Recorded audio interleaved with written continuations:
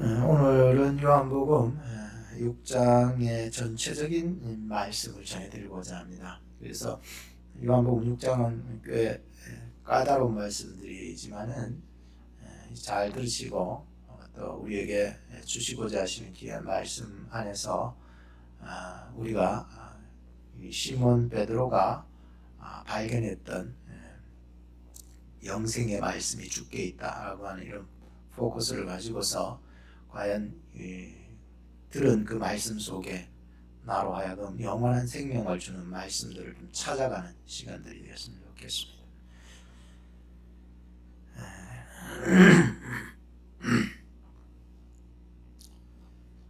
베세다 들녘에서 이제 사람들이 굉장히 많이 찾아왔습니다. 예수님이 그곳에서 또 말씀을 전하시고 병든 자도 고치시고 하시는 사건이 일어나고, 또 예수님께서 빌립에게 이런 질문을 던지셨습니다. 시험 테스트를 한 거죠. 예수님의 테스트는 사단이 주는 멸망하고 실족하고 낙심시키는 테스트가 아니고, 예수님이 빌립에게 던진 시험은 성장하고 훈련을 통해서 더 믿음으로 전진해 나가는 것이기 때문에 예수님이 빌립을 시험고자 하신 질문에 대해서 우리는 오해가 없었으면 좋겠습니다. 예수님께서 이 수많은 사람들이 몰려들었을 때에 빌립에게 이런 질문을 던집니다. 빌립아, 우리가 어디서 떡을 사서 이들을 먹게 하겠느냐? 예수님이 모르셔서 그러신 건 아닙니다. 그러나 빌립을 통하여서 그의 삶에 자신의 모습을 되돌아보게 함으로 말미암아 예수 그리스도의 그 능력을 보게 하시게 하는 장면들을 계속 볼 수가 있는데, 빌립은 이렇게 말하죠. 200데나리온의 돈으로도 부족할 것입니다. 여러분들 1데나리온인 또 하루에 장정이 벌어들이는 품삯인데 200데나리온 하면 그 당시에 굉장히 큰 돈이라고 생각할 수 있습니다. 사람들이 굉장히 많이 모였습니다. 그러다 보니까 이 많은 돈으로도 저 사람들의 어디다 코에다가 붙일 건덕지도 안 된다라고 200데나리온에 얘기를 한 것입니다. 그만큼 빌립은 그 중심이 무슨 일이 터질 때에는 항상 계산적인 사람이고 돈의 어떤 물질적인 어떤 사람이었다는 것을 알 수가 있습니다. 주님의 능력보다 물질의 능력이 사실 이 시대에 더 크게 작용하는 것도 현대 사회의 모습이 아닐까 생각을 하고 있는 것입니다. 그러자 안드레가 예수님의 제자지요. 한 어린아이가 가져온 도시락을 예수님께 보이면서 여기 한 아이가 싸들고 온 보리떡 5개와 물고기 2마리가 있지만은 이것이 이렇게 많은 사람들에게 얼마나 되겠습니까? 아무것도 아닙니다. 어린아이가 들고 왔던 그 보리떡 5개와 물고기 2마리는 아무것도 아니라고 얘기를 하는데, 예수님께서는 참 놀랍게도 안드레가 말했던 아무것도 아닌 그것을 가지고서 축사하시고 저희의 원대로 나눠줬습니다. 여러분들 거기에 모인 사람들이 장정만 5,000명이라고 기록했으니까 어린아이들, 여자들, 노인들을 다 합치면은 장장 5, 4, 22만 명이 좋게 넘을 거라고 우리 생각할 수 있습니다. 굉장히 많이 그곳에 모여들었던 것이었습니다. 근데 예수님께서 오병이어의 기적을 베풀어 주시고 사람들이 다 배불리 먹고도 12바구니가 남겨졌다고 기록하고 있습니다. 이게 베세다의 기적입니다. 사람들이 이 표적을 보고 예수님을 참 선지자라고 여기면서 억지로 예수님을 임금을 삼으려고 했었습니다. 예수님께서 이 사실을 아시고서는 또 기도하러 가시죠. 제자들을 재촉해서는 마태복음에 의해 보면은 제자들을 재촉해서 갈릴리 바다를 건너서 가버나움 방향으로 가게 하십니다. 그리고는 예수님 혼자 조용히 산으로 가셔서 기도를 하시게 되는 내용이 나오는데요. 이 오병이어의 표적은 사실은 그 어떤 표면적인 얘기들이 많아요. 그렇지만 오병이어의 기적은 바로 예수님의 기적입니다. 다시 말하면은 오병이어가 예수님이라는 거예요. 이거는 어디 뭐 사람에 의해서 만들어져 있는 것들이 아니라 오직 하나님으로부터 말미암아 예수 그리스도를 통하여 세상 사람들에게 베풀어 주시는 생명, 양식이다라고 하는 그 의미를 이 오병이의 표적에서 찾아볼 수 있기 때문입니다. 날이 어두워졌습니다. 제자들이 예수님이 재촉하며 가라고 한 가버나움으로 배를 타고 가던 중에 큰 풍랑을 만나게 되는데 밤새도록 고생을 했습니다. 고난을 당하고 풍랑 때문에 어려움을 당하고 그랬습니다. 예수님께서 새벽에 기도를 하시다가 그 풍랑이는 바다 위를 걸어서 그들에게 다가간 것입니다. 참 제자들은 그 예수님을 보고 유령이다라고 놀라 빠질 지경에 예수님이 하신 말씀은 그겁니다. 내니 두려워 말라. 만일 주시면 나를 명하여 물 위로 걷게 하라고 베드로가 말하니까 예수님의 말씀이 그러십니다. 너는 걸어오라. 베드로는 예수님을 바라보면 물 위를 걸을 수 있었습니다. 그러나 바람을 보는 즉시로 두려움이 몰려와서 물에 빠지기 시작했습니다. 물에 빠졌습니다. 살려주세요 주님. 예수님께서는 즉시 손을 내밀어 그를 붙잡아 주시면서 하시는 말씀이 이것이었습니다. 믿음이 적은 자여, 왜 의심하였느냐. 그리고는 베드로와 함께 배에 올라탔더니 바람이 그치게 되고 무사히 그들이 가고자 하는 도착지에 이르렀더라 기록하고 있습니다. 저는 이 본문들을 이렇게 쭉 살펴보면서 한 폭의 그림 같은 것이 떠올랐습니다. 마치 필름이 이렇게 쫙 스쳐 지나가듯이 이야기가 진행되고 있는 것을 보게 되었었습니다. 예수님께서도 우리의 인생에 고난당하는 것을 모르시지 않으신 것입니다. 그러나 어느 날 새벽에 예수님은 그 고난당하는 제자들에게 찾아가 주셨듯이 오늘 우리의 고난 속에서도 찾아오시는 주님을 경험해 나가는 것입니다. 두려워 말라 하십니다. 물 위를 걸어오라 하십니다. 희한하죠. 그리고 믿음이 적다 하시고 의심하지 말라 하시고 붙잡아 주시고 무사히 우리의 인생의 도착지인 그 천국까지 무사히 인도해 나가시는 예수님. 예수님이 우리와 함께 하신다면, 예수님의 말씀이 우리와 함께 하신다면 우리는 어떤 풍랑 속에 어떤 고난을 당한다 할지라도 우리는 반드시 천국에 다다르게 되는 것입니다. 베드로는 오늘 68절 말씀에 영생의 말씀이 주께 있음을 고백하고 있습니다. 제가 이 말씀이 한 주간 계속 떠올라서 이 말씀이 과연 베드로가 들었던 이 말씀 속에 어떤 영생의 말씀이 주님께 있었기에, 주님께는 어떤 영생의 말씀이 있었기에 이런 고백이 터질 수 있었을까?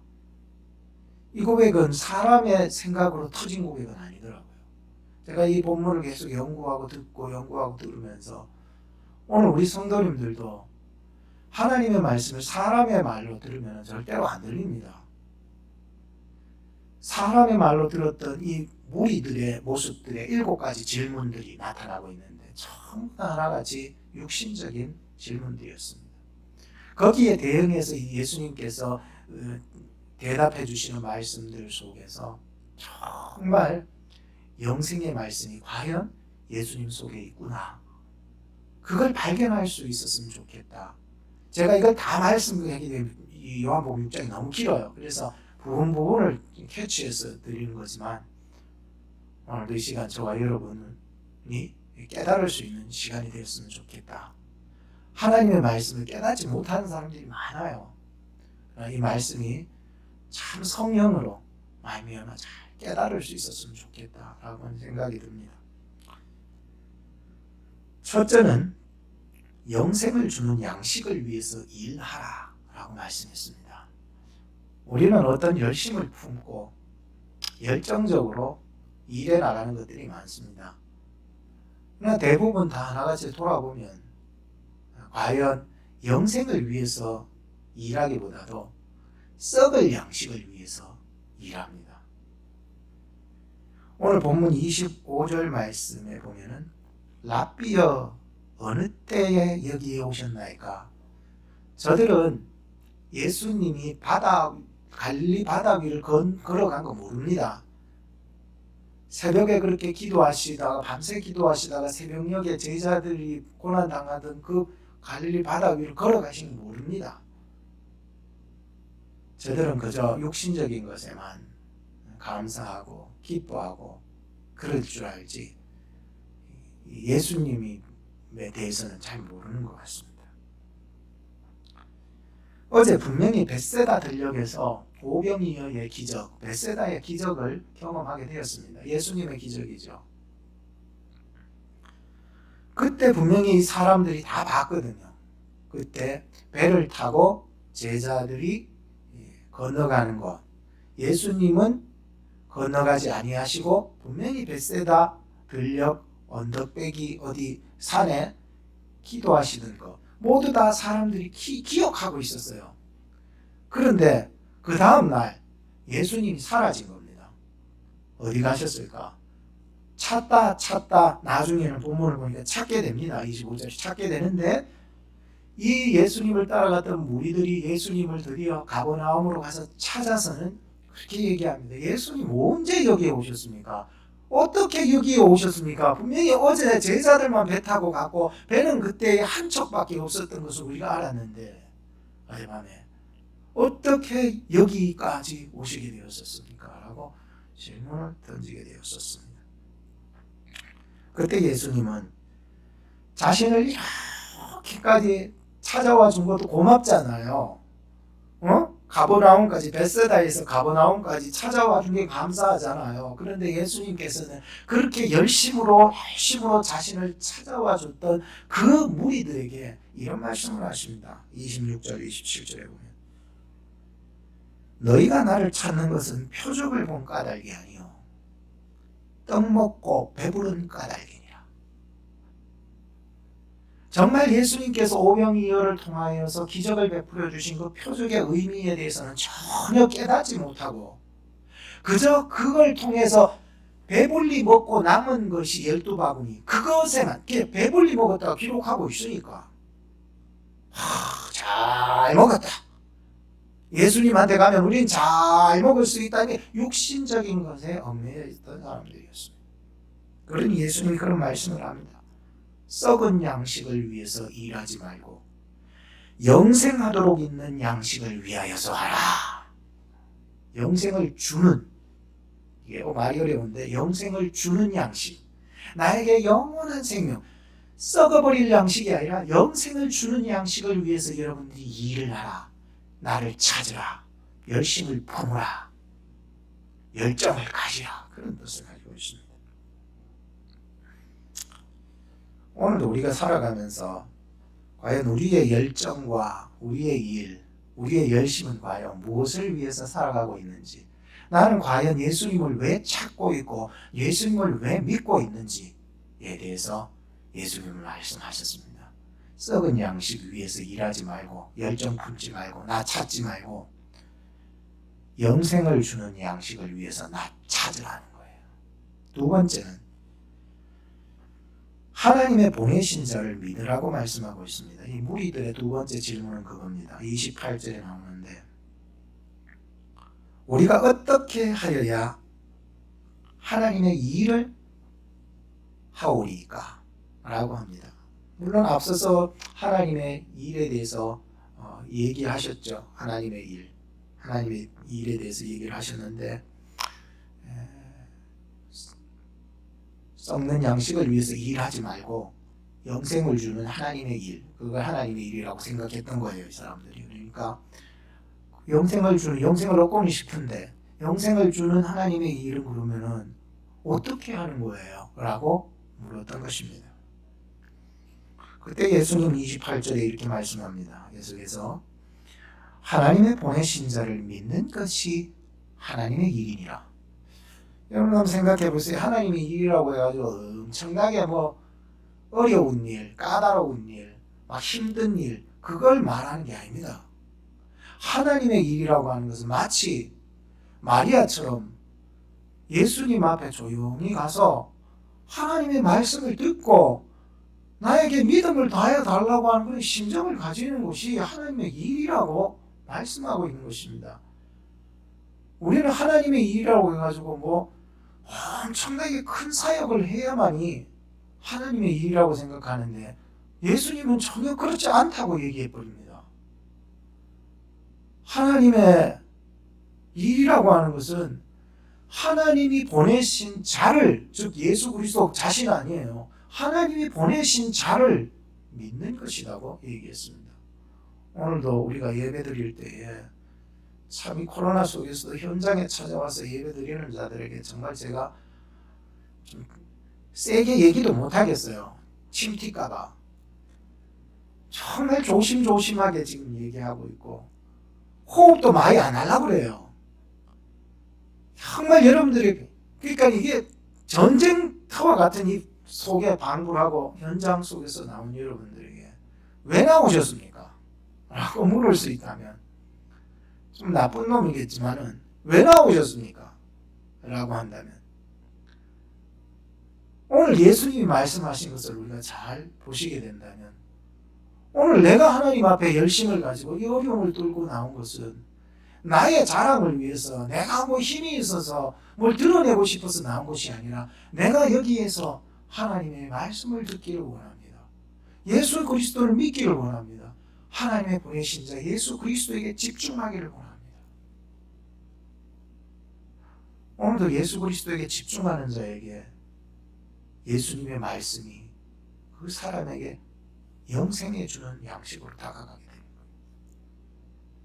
자꾸만 딴 생각을 막 하면 안 돼요.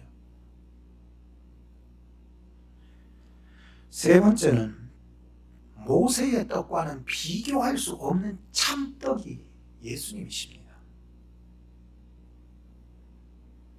그러니 우리가요 고수들이 만든 떡과 겨우 이제 배운 사람이 만든 떡하고 맛이 다릅니다.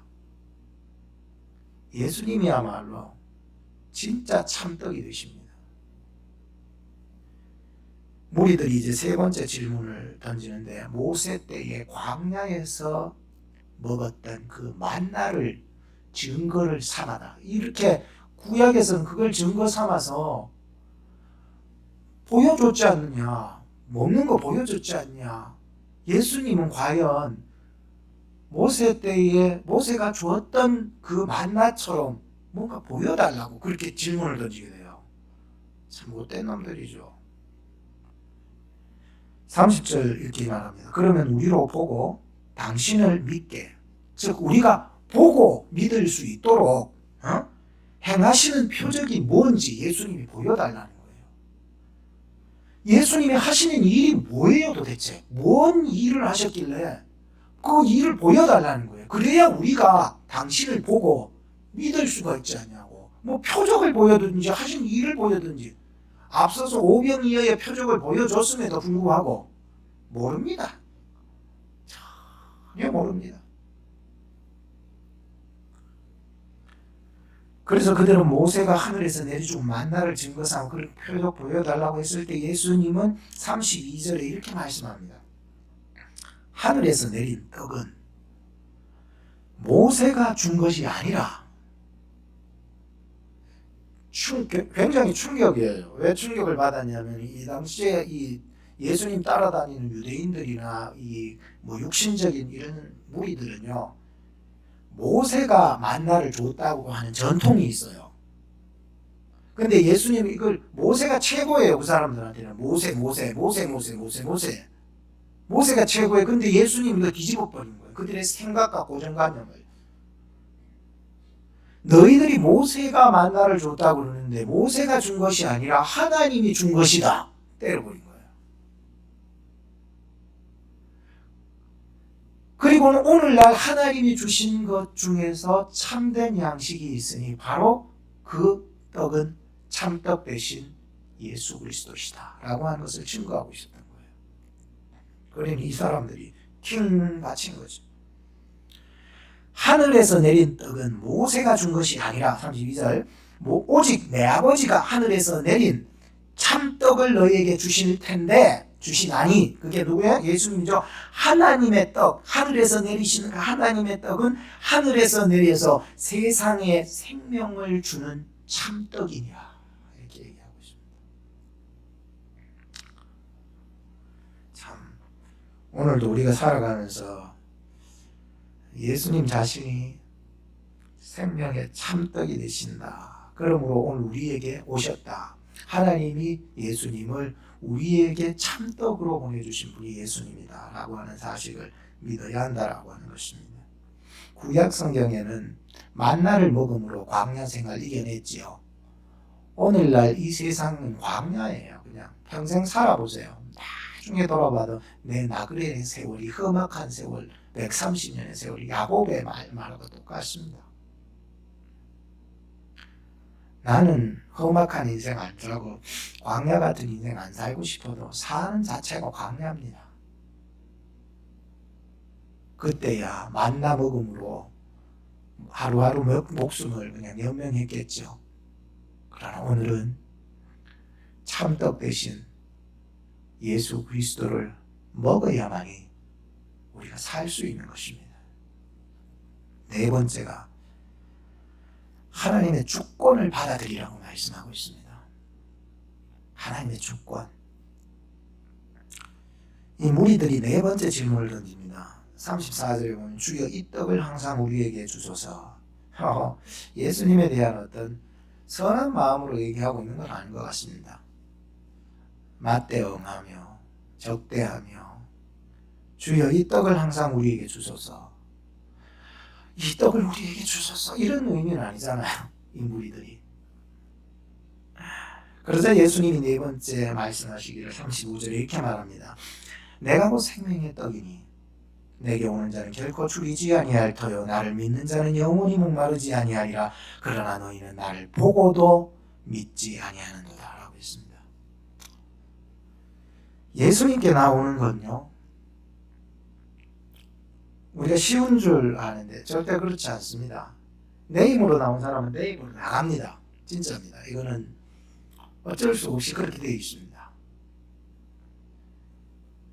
예수님을 믿는 거요, 내 힘으로 믿는 사람요, 내 힘에 지쳐가지고 내 믿음에 지쳐가지고 나중엔 기법해버립니다. 그럼 뭡니까? 예수님을 찾아오는 것도 예수님을 믿는 것도 하나님의 주권에 달려있다라고 하는 것을 가르치고 있었어요. 사람이 아무리 노력한다 해도 하나님이 거부하신 거는요, 나 아니다 라고 하신 거는요, 아무리 열심히 살아도요 물거품이에요. 나중에 아무것도 없어져요. 예수님께서도요 사람의 마음을 마음대로 주관하실 수는 있었겠죠. 그런데 예수님께서도 사람의 마음을 마음대로 주관을 해서 믿게 하지 않았습니다.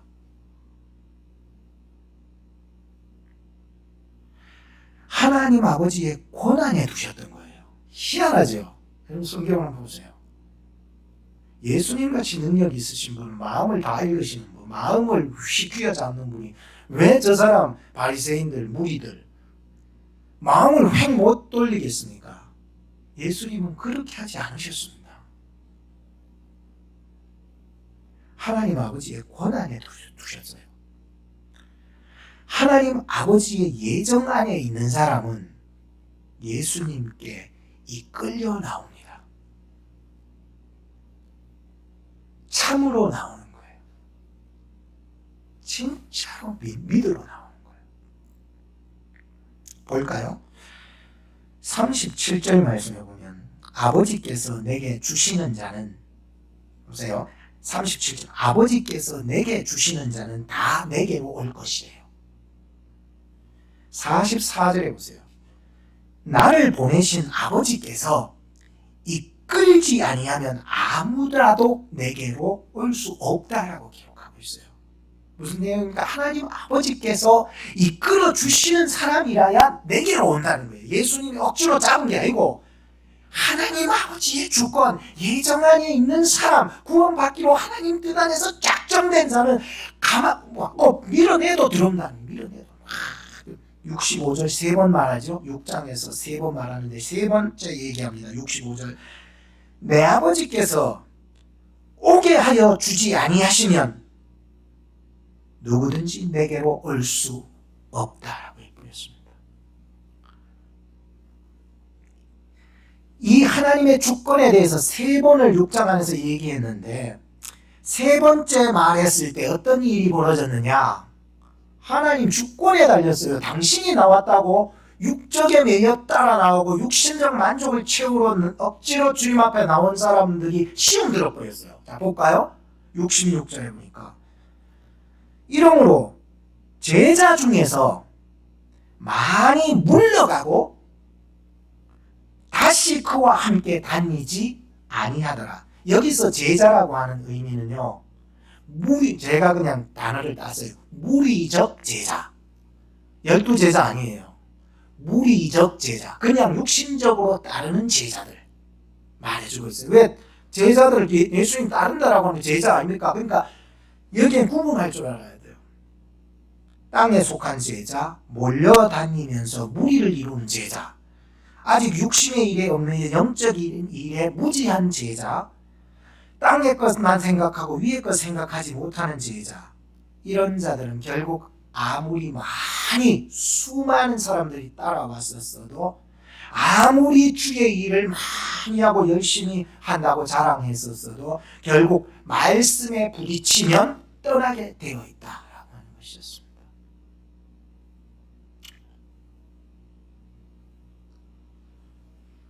그렇게 수다한 무리들이, 제자들이라고 하는 자들이 다 예수님을 떠납니다. 말씀에 부딪혀서 인해서 떠났는데 그때 예수님은 12제자를 향하여서 이런 질문을 던집니다. 67절입니다.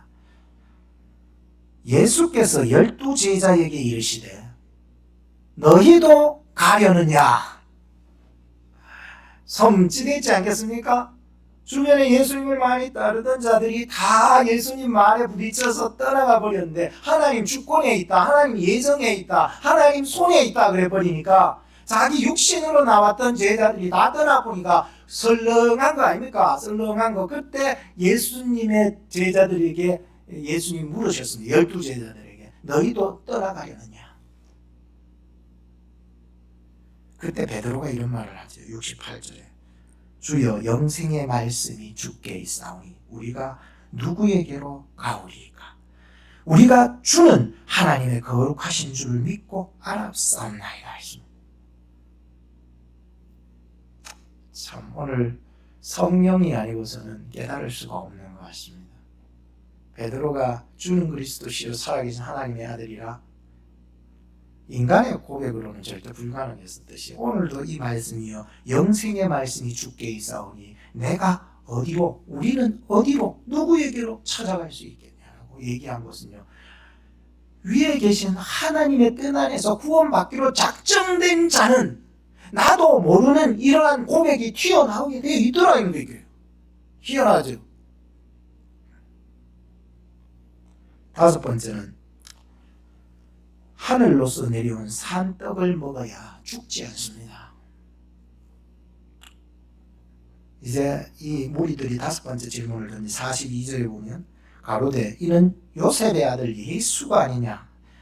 정말 답답하죠. 끝까지 육신적인 것에 얽매이니까 예수님을 그냥 육신적인 혈육의 사람으로만 바라보고 있습니다.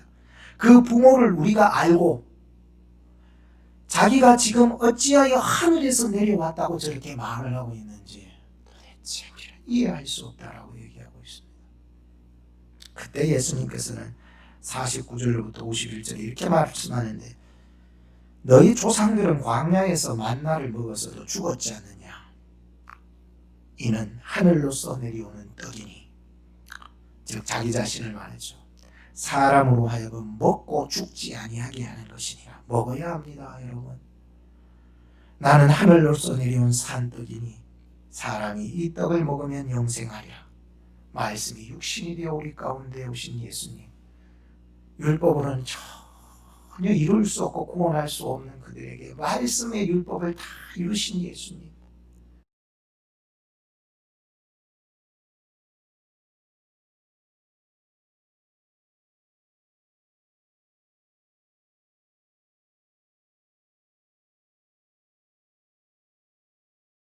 그렇다면 나는 교회에 이제 앞으로 나가면은 교회에 예수님의 살 뜯어먹고 핏발, 이 육신적인 것이 전혀 아닙니다. 오늘 우리가 육적으로만 생각하면 절대로 이 본문을 이해할 수 없습니다. 그러나 믿음의 눈을 열어 하나님께로 오신 구원자 예수님을 믿을 때에 예수 안에서 생명을 얻고 그 말씀이 믿어지게 되는 것입니다. 여섯 번째는 예수님의 살과 피를 먹어야 합니다.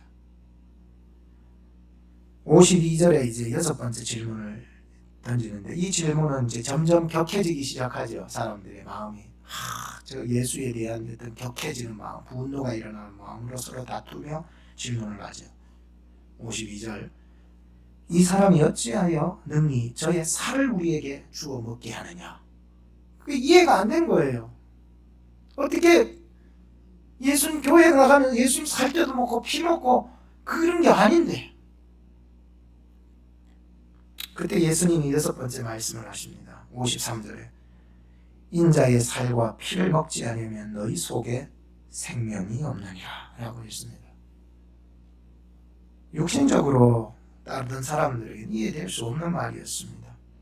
예수님 살과 피 먹는다는 거, 그냥 진짜 살 먹고 진짜 피 먹는 것으로만 아주 단순한 거예요.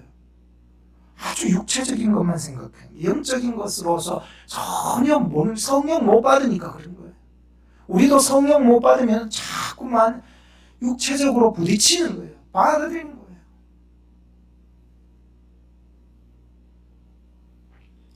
그래서 초대교회 때는요, 이걸 이해하지 못했던 병사들이요, 원래 이게 듣다가 성찬하는 그 소리를 듣고는 곡해해가지고 기독교를 박해한 이유 중에 하나 아닙니까? 원래 기독교인들 박해하는데 들받아 보니까, 엿들어 보니까, 이건 예수님의 피니, 예수님의 살이니 먹으라. 이렇게 저거 기독교인들 살인자다 생각을 해서 엄청나게 핍박했지 않습니까? 이게 한국에 이 복음이 처음에 들어왔을 때도 또한 똑같았다는 거예요. 기독교인들을 핍박 많이 했습니다. 초대교회 때나 한국에서는. 이 성찬이라고 하는 것은 나를 위하여 살을 찢으시고 피를 흘려 죽으신 것을 믿는 것이에요. 뜯어먹는 것이 아니고 믿는 것이라는 거예요. 오늘도 우리가 예수님의 죽으심에 동참해서 은혜 받지 못하면, 예수 나를 위해서 피 흘려 예수 나를 대속해서 죽으셨다는 사실을 우리가 경험하지 못하고 동참하지 못하면 그 은혜의 생명을 경험하지 못하게 되는 것입니다. 예수님은 여러분들을 위해서 살을 찢으시고 피를 흘리셨다는 것, 이것이 멀어지는 순간 우리는 은혜의 생명에서 멀어지게 되어 있습니다. 예수 나를 위해서 십자가를 지시고 피 흘려주신 그 은혜, 공로를 절대로 잊어서는 안 됩니다. 마지막 일곱 번째는 주님의 말씀은 영과 생명으로 알고 받아야 합니다.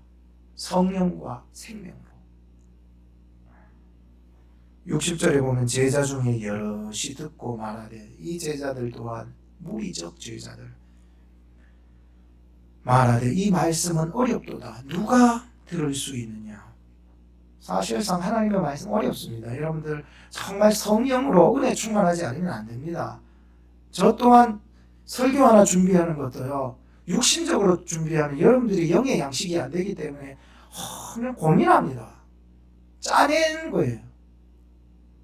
예일이 아빠는 몇 시간 동안 의자에 앉아, 몇 시간 동안 의자에 앉아 있어야 이 말씀이 성령 안에서 이해가 되니까.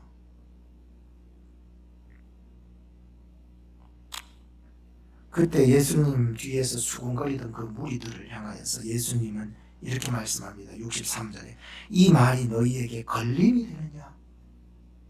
예수님의 말씀이 걸림이 되지 말아야 합니다.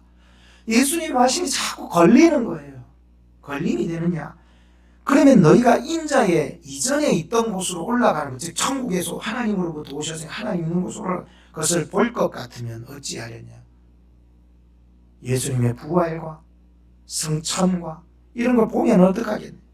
뒤집어지겠죠. 살리는 것은 영이니 육은 무익하니라. 내가 너희에게 이런 말이 영이요 생명이라. 그러나 너희 중에 믿지 아니하는 자들이 있느니라. 그리고 예수님 자신을 팔 자도 있느니라 라고 말했습니다. 예수 그리스도요, 믿음 없이는 믿을 수 없고요, 예수님의 말씀요, 믿음 없이는 들을 수 없습니다. 성령 아니고서는 생명의 말씀이다, 나 살리는 말씀이다 라고 받지 않으면 이 말씀은 아무 의미가 없습니다. 결론을 짓겠습니다. 오늘은 요한복음 6장의 장장 긴 장을 여러분들에게 말씀을 드렸었습니다.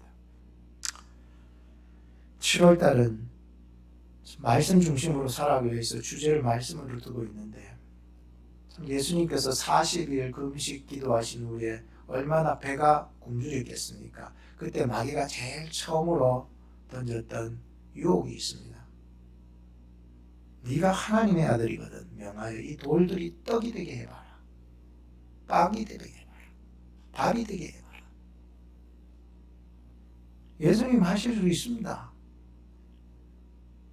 가나의 호린잔치에 물을 포도주로 만드셨고, 오병이어를 갖다가 벳세다의 기적을 만드신 분이시고, 죽은 자를 살리시는 분이 이건 못하겠습니까? 그런데 예수님은요, 이 땅에 떡을 위해서, 빵을 위해서, 밥을 위해서 오시지 않으셨습니다. 그러나 하나님의 말씀을 이루시기 위해서 오셨습니다.